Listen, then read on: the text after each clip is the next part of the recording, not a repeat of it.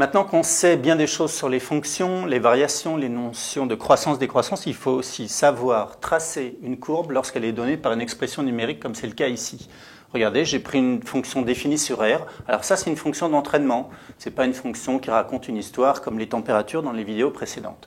Donc f de x égale x carré moins 4x moins 1. Dans un premier temps, dans ce chapitre-là, pour l'instant, il va falloir simplement savoir la représenter. Alors, pour les représenter, vous pouvez calculer les images une par une, mais ça va prendre un petit peu de temps. Ce qu'on va faire, c'est compléter ce tableau de valeurs, simplement en se disant, lorsque x vaut moins 1, qu'est-ce que ça vaut? Lorsque x vaut 0, qu'est-ce que ça vaut? Alors, ce que je vais faire, c'est juste faire un exemple, bien sûr, pour l'image de 0.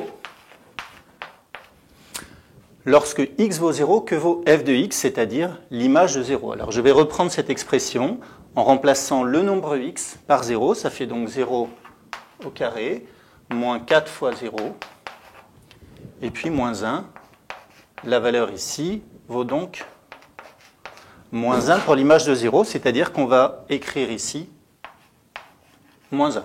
Je peux d'ores et déjà mettre le point de coordonnées x égale 0 et y égale moins 1 sur le graphique. Je sais que c'est un des points de la courbe. Voilà un point.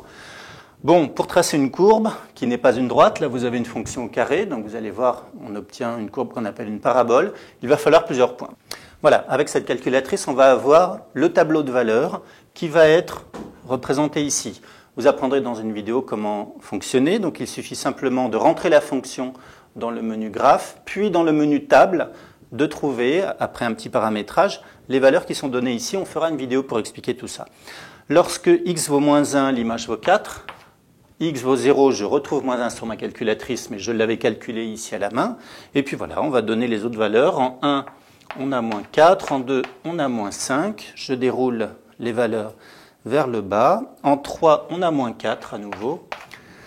En 4, nous avons moins 1. Et en 5, nous avons 4. Vous observez qu'il y a une symétrie par rapport au nombre 2, puisque les valeurs sont symétriques ici. Lorsque vous aurez étudié les paraboles, vous comprendrez pourquoi.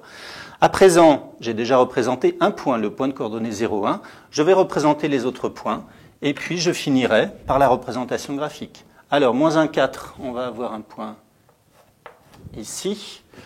1, moins 4, on a donc une valeur qui est là. Le 2, moins 5, ici. Le 3, moins 4 par symétrie. Alors, vous observez ici que le minimum de la fonction semble valoir moins 5. Vous démontrerez plus tard que c'est bien le nombre moins 5 qui est le minimum de la fonction. Et ce minimum est atteint lorsque x vaut 2. Et puis, lorsque x vaut 4, nous sommes en moins 1, et x vaut 5, nous sommes en 4. On va représenter à main levée, pas la peine de prendre des instruments pour faire ceci. Je vais essayer de faire une courbe à peu près convenable. On peut bien sûr faire mieux, mais on va s'en satisfaire pour l'instant. Important, c'est l'arrondi ici au niveau du minimum. Il faut, comme c'est ici une parabole, vous devez avoir une courbe qui soit arrondie à cet endroit-là. Voilà, on a représenté la fonction. Alors bien sûr, sur la calculatrice, vous avez les mêmes représentations. Sachez en tout cas retrouver le tableau de valeurs.